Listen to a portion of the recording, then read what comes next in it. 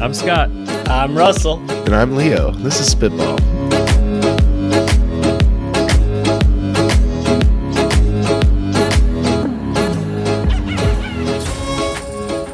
Welcome to Spitball, the Pitchin' Kitchen, where three lovable scamps, yours truly, empty their heads of startup and tech product ideas that we have stuck up in there, and you can all have them for free. Anything we say is yours to keep. Russell, you're up. Go for it. All right, guys. Been sitting on this fresh idea for a long time. So what's great about this idea is it should be stolen because the three of us are married men. This is a dating app idea. Scott, you are the winner of the dating app world. So your feedback's highly anticipated. Okay. And married men cannot create dating apps. We all know this. Nope. I guess not. Definitely not, right? So, okay, here's the problem. And this is why I think about a lot of dating apps, because all of Carrie's friends, my wife's friends, all are trying to get married, not married. They're all trying to find people. And every time, I feel like the women's side of the dating app world really sucks. I know for guys it does too, but like the unsolicited dick pics, the like there's just so much harassment or whatever on there. I can't even begin to understand. But all that to say is, as a wingman in training or a wingman extraordinaire, I am constantly seeking suitors for my wife's friends. Okay. Sure. So the reason, so you're going to hear a lot as you subscribe to our podcast, you're going to hear a couple of these dating app ideas because I have a lot of them. Right. This one's a good one for your wife's friends. This one's a good one. Russell's Love Corner. Go. New segment. Okay. The dating app is called Friend of a Friend. All right. Okay. So the idea is that you, as the person that wants to find a suitor for your friend, right? Because basically, if your best friend is trying to find a boyfriend or whatever, they're going to become a part of your friend group. So why not pick and choose Spice Girl style? If you want to be my friend's lover, you got to get with me, right? So you're literally platonically, right? Your wife's friends, potential significant others. Yes. Okay. This is my dilemma that I'm solving with the dating app. couple rules, right? It's basically you're posting pictures of you with your friend, right? And friends of friends are matching each other to each other, right? So for example, we got a friend. His name is we'll call him Phil. Okay, guy named Phil. He's I just want to if I take photos with him, I am now able to post pictures of this person, right? So it kind of removes an element of scamminess, elements of bad behavior because you're taking pictures with that friend, right? So friend of a friend. Someone is vouching for you. Exactly. Phil. For Phil in this scenario, right? And that's the goal. So are you setting up all of your friends on the blind dates? Like, are you picking the suitors for them and they are just sort of getting fed people that you've sent their way? Best part here, because it's double dates. They're all double dates, right? Oh. Everything's a double date at that point because you meet somebody who's got a friend. I have a friend. Now we're on a double date, right? Or a triple You date. are productizing the actual experience that you're having over and over again here in real life, going on all these double dates and trying to match people up. The end user isn't the people looking Yes. for significant others. It's you who has a friend who's looking for someone. You are a broker. Yes, You are the broker, the friend broker. It's kind of like the realtor relationships, right? You have a buyer, seller. You meet them in the middle and we match them, right? And it's kind of like that. So here's what's crazy. I tried this out actually. I started a Facebook group called Friend of a Friend with some of Carrie's friends, and immediately when they heard about my idea, they started taking pictures of themselves in groups. Like, so they like, oh, take a picture with me, take a picture with me. And I'm like, You whoa, have to like circle the person you're talking about in the group pictures. well, yeah, it's kind of like, all right, if you're going to take pictures of me and post them, I want you to find a person. We both need to look good, right? So now they're taking pictures of both of them together, and they kind of like it because it's fun to take pictures of themselves, and it builds on top of each other really well. But simply put, that's the app. Friend of a friend. Does the actual person who's getting matched, the friend, are they using the app at all? Or is this entirely for... Entirely only? The friend is the only people on the app. Now, there's no rules behind what happens outside the app, right? So if your friend's in the room, I found this, but that person can't join. So, I mean, they can, but they have to be soliciting a friend, I guess. So they have to bring their own to the friends. table. That's right. Exactly, right? Because when you first started pitching this, I was nervous that this was just going to be an easily copyable feature for the Tinders and Hinges of the world to just take and add into their own apps. But you're fostering an entirely different community. Brilliant. Brilliant. And it's because people don't want to do dating apps, but their friends want them to do dating apps. And so there's this like niche of friends that want their friends to do dating apps. But sure. And especially like somebody like my wife and I love to do the dating apps for their friends.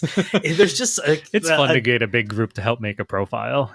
Yeah. Let's lean into that, right? Let's create an app for that. So great. I mean,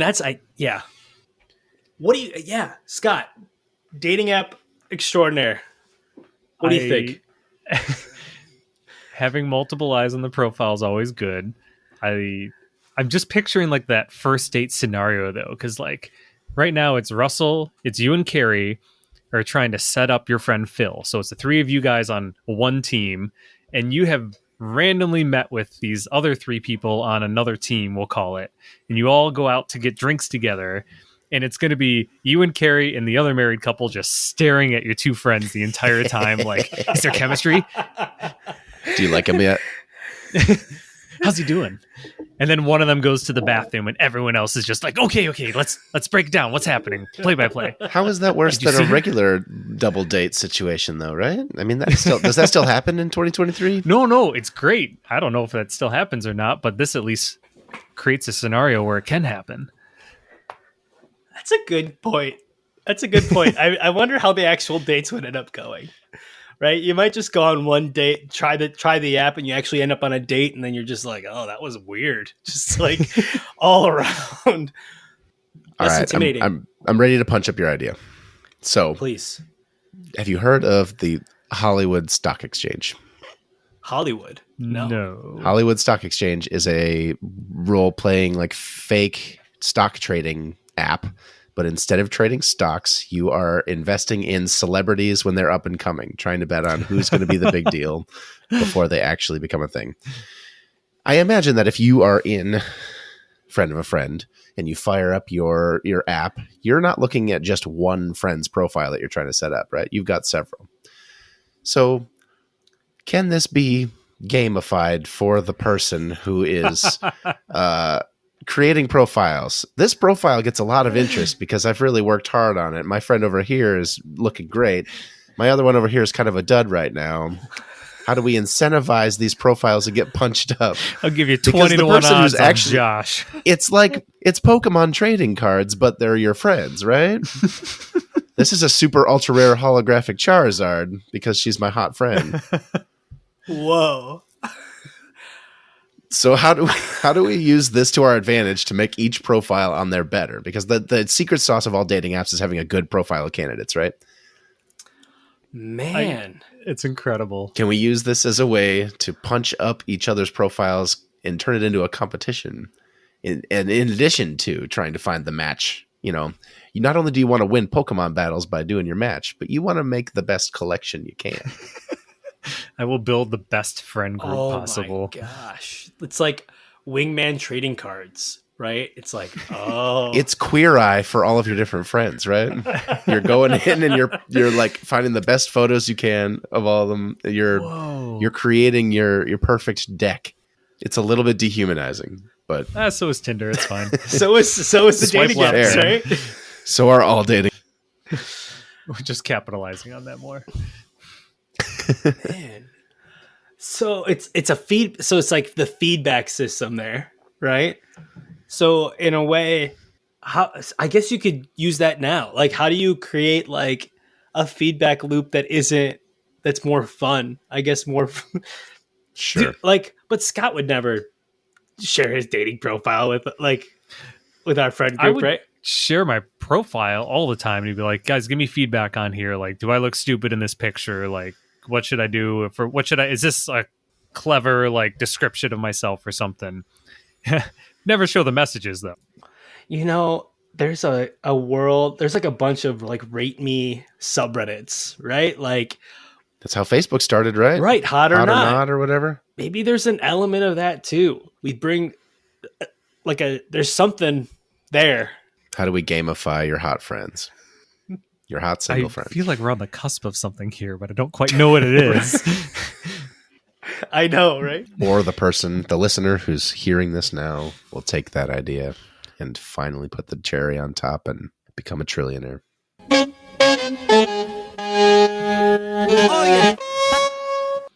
All right, Leo, what do you got? All right, we're thinking big for this one. Big hardware project. Oh boy. So I want you to really think about your dishwasher. Think about all the interior of it. So you take out the racks. We're not actually washing racks with this device, but you've got an extremely efficient way of using water to make a bunch of stuff that's dirty clean. You've got a sprayer that recirculates. You've got a heating and drying element. Now we're going to blow it up and we're going to put it in your garage. This is going to be an apparatus that we're installing in our own home. We might have to have some like tarp walls or something. I haven't quite figured out boxing it in entirely. But we live here in Michigan where there's salt on the roads, right? And you can't go to the car wash unless it's a above 30-degree day and it happens to be sunny and happens to be nice. What if every time you parked your car, we had a small amount of water that's recirculated? We are spraying it all over the car. We are getting the undercarriage. We're getting all over, and we are drying it with heating elements every single time. In a world where we are plugging in our cars to charge, it's going to be amazing when we start every day with a clean, full tank, ready to go off the lot looking car, right? There's going to be some mold to deal with, but that's my pitch. We'll figure that part out. That's that part's easy. the easy part, right? The rest of everything else around it. Positioning of the sprayers and stuff doesn't have to be exactly the same, right? You got to have a couple in the corner and you got a couple on top and bottom, but you don't need a ton of water to get something clean. Yeah, just like a 2, maybe 3-axis arm that comes down and just like very like targeted sprays your car in certain areas of going through. A lot of garages have drains in them. That can be solved. Most have hose nearby. Actually, I'm almost thinking, could you make this with less hardware, I guess, where less a full, immediately I'm picturing like a G-code running like 3D printer thing that's going over your car. Sure. But could we just make it a single standalone unit? Like that robot in Iron Man, the little arm robot that would always, it was the butt of all the jokes. Could we just put a hose or something on something like that, and it'll just go around your car and actively clean it? Like a Roomba. It takes a long time, but it doesn't matter because it's at night while you're sleeping. Yes.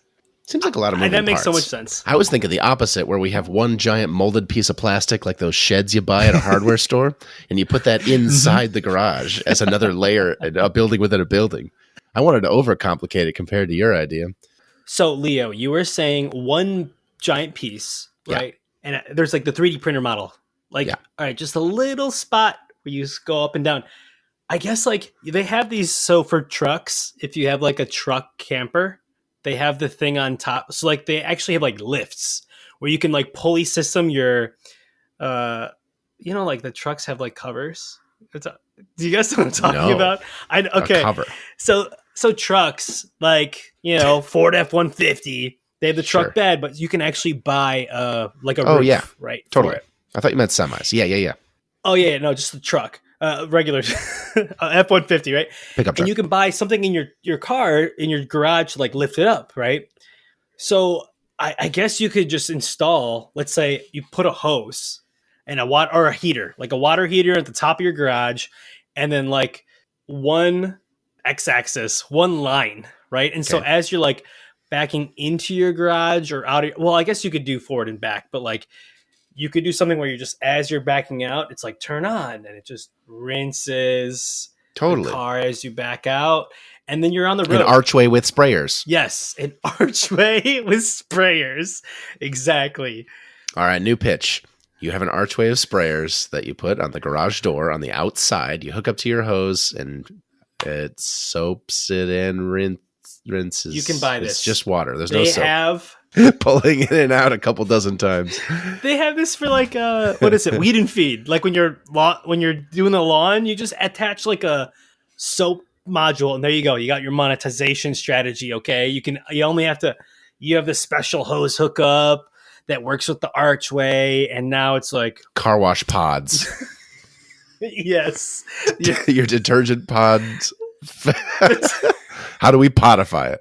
honestly, there are I'm enough sold. people that buy unlimited car washes that would just be like, this is how I do my life. I'm a little worried about the exterior spraying down my driveway with water every day in the winter move. Yeah. Salt? It sprays with salt water. Perfect. Corrodes your car away in like 18 months. That's perfect. Rusts out the frame right under you. That has some traction, Leo. I'm surprised it doesn't exist. It's just like I mean, like it's one of those like It feels like the kind of thing that you'd see on Cribs where some guy has a car wash in his garage and this seems like somebody in the South is like, all right, I live on a farm. My truck gets dirty every day. I need an invention that cleans my truck every time I pull in. Boom. So like the reusable water element is an add-on because some people are just gonna be like, I don't care. I leave my garage door open.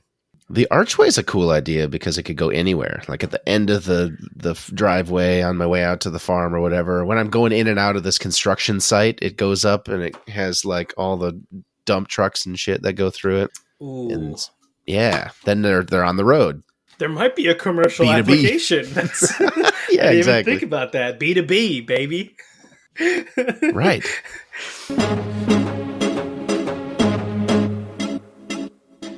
All right, Scott, what do you got? Hit us up. Okay, so I'm also thinking product idea, but much smaller. So Okay. I was scooting around Alibaba the other day. I just love looking at that for random like cheap products that you can get from China and see how you can remarket it and whatnot. And Me too. I came across this. It looks like a that was easy button, really small, and it's just a big button that you just want to press by looking at this thing. But at the same time, it had a USB cable coming out of it, and I'm like, "What the heck is this thing?" And I realized it described it as a like marketing material that you have at trade shows or something, and you put your logo on top on the button. And what happens is that you give these out to people, and then they plug it into their computer, and when they hit the button, it'll open up their web browser and go to your website. I'm like, oh, that's cool.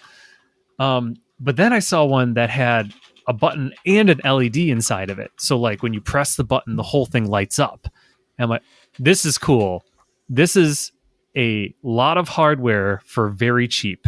It is a button / switch. It's LEDs on here. It's got a little microcontroller already built in that can automatically download drivers and do whatever and connect to your computer, just like a keyboard. Like I can plug in a mouse and a mouse will just work through HID. And so I'm thinking like there's got to be a lot of applications for something like this besides going to besides opening up a URL for you.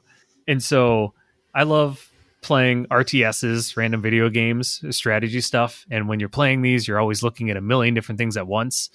And I was thinking, is it possible we could write a Python script or something that is looking at the screen, and if I'm forgetting to do something in the game, it'll just light up and alert me to be like, hey, you didn't do this one thing.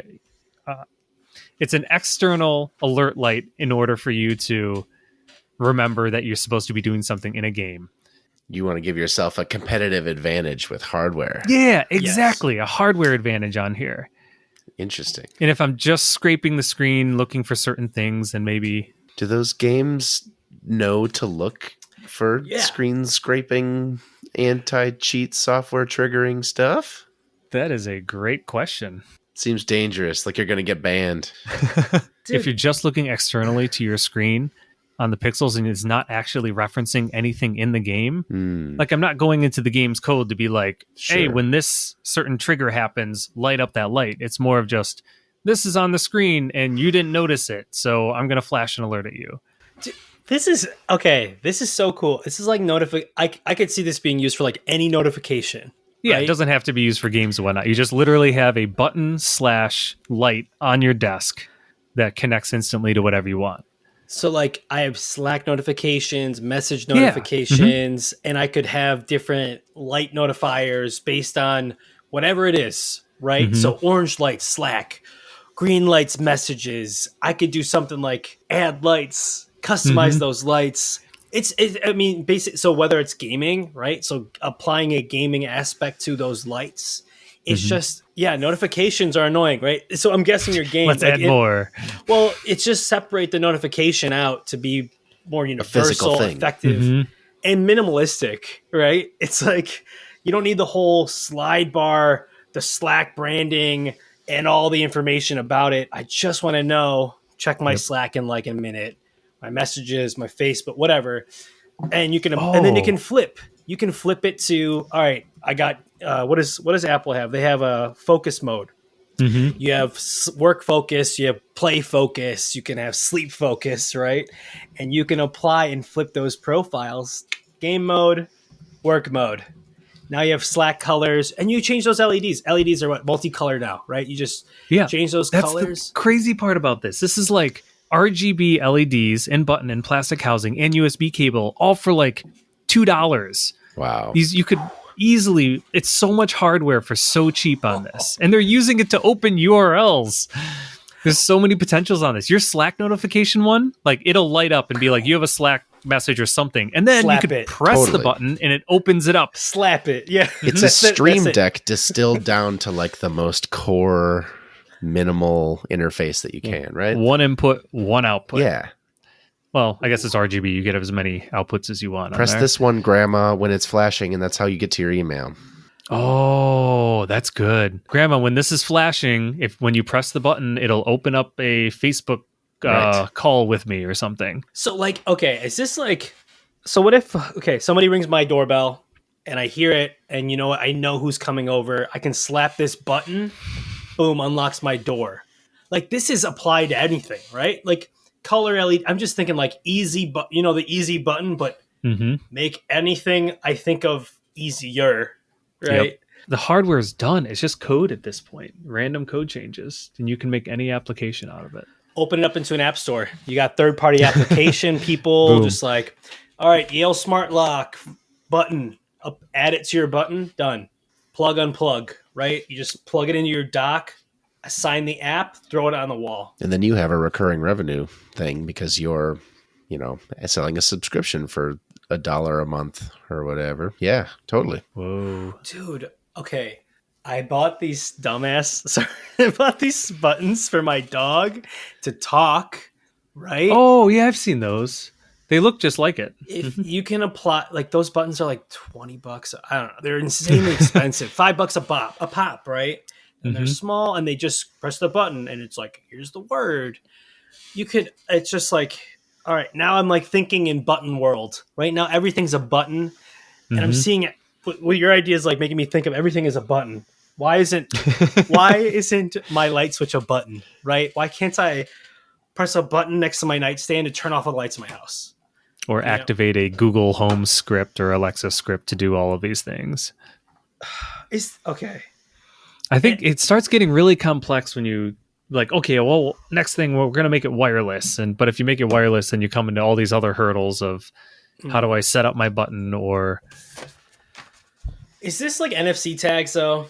How close are we to NFC tags? This being, well, I guess No, it's not going to notify. I think that's the special element. It's like NFC tags plus that Google project. What was that called? Hold on. Little Signals. Do you guys remember Google's Little Signals, the experiment from last year? They talked about an experiment that they did where there were these 6 different devices that would sit around your house, and they have very calm, like blend in with the environment, understated designs, fabric, and like matte plastic and stuff. And they were supposed to just sort of sit in the background, but then very subtly change. Like this one gently blows air on the plants to remind you that you need to water them. Or this one has a really small like thing that raises up like the flag on a mailbox to just remind you that you have to take out the trash this Tuesday or whatever. Whoa. It was supposed to just sort of be little subtle in the background notification-y type stuff. You want to do that, but also have it be like, I walk up to it and I hit the button and I respond to this. I dismiss it. I've done an action on the thing you're trying to tell me. I love that. Oh man, it was. I feel like there's a something with physical notifications. Yeah, and I think it's got to maybe be beyond the plastic button and light. I kind of like that. Like maybe there's something else, like action buttons or something. And I know Amazon did this, I know, but there's something to it. And I think people are, I think now is I just more like this one because the hardware is so cheap. And as long as you keep the hardware cheap and you don't expand into other things, you have a huge margin, very simple to get into product idea. And it sounds like you have a niche in mind, a need that you've already identified in your own life. Yeah, I've got one niche on here that would be good for probably just me in the world, but there's so many other little applications. Now that more and more people are starting to work from home, like you can have something on your desk that you actually have access to every day. Dude, I kid you not, like the buttons for like Slack or Zoom or whatever, like just the quick change, like that would be fire. I would buy that up. Yeah, I think that's why Stream Decks kind of took off in the pandemic. People have their, join call, end call, mute buttons all as a separate, standalone, dedicated piece of hardware. So it's a write-off is what you're saying. Yes, exactly. We got to sell this directly to Fortune 500 companies. Every new employee at Best Buy gets a button for their that every time they make a sale, and it starts flashing at them when they haven't done their janitorial rounds this hour.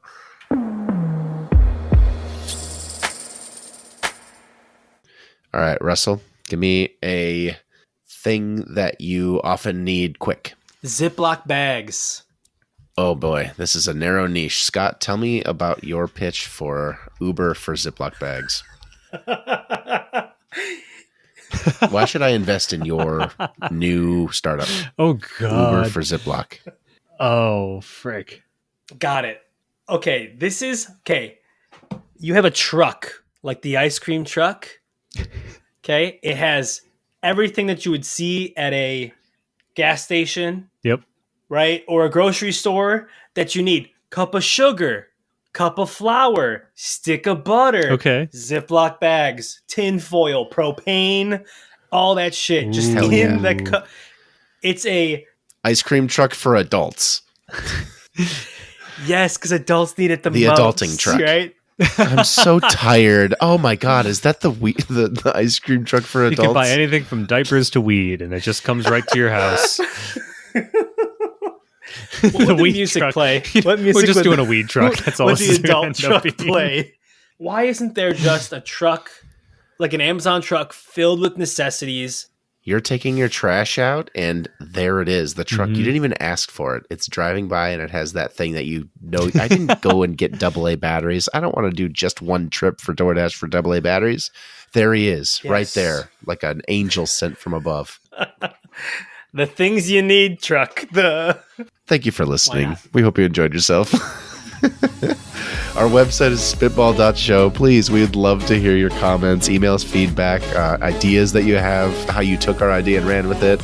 We're podcast@spitball.show. Follow us on social media. We're at The Spitball Show on Twitter and podcast@spitball.show on the Fediverse, such as Mastodon. Our subreddit is r/spitball show, as long as Reddit continues to exist. which may not be super much longer. Our intro outro music is Swingers by Bonkers Beat Club. Please, if you have a minute, we would love a review of some kind. Add us in Spotify. Give us that 5-star review on Apple Podcasts. Wherever you're listening, if there's a button to do something, we would love to get that. It's the best way for people to find the show. New episodes out next month. We will see you then.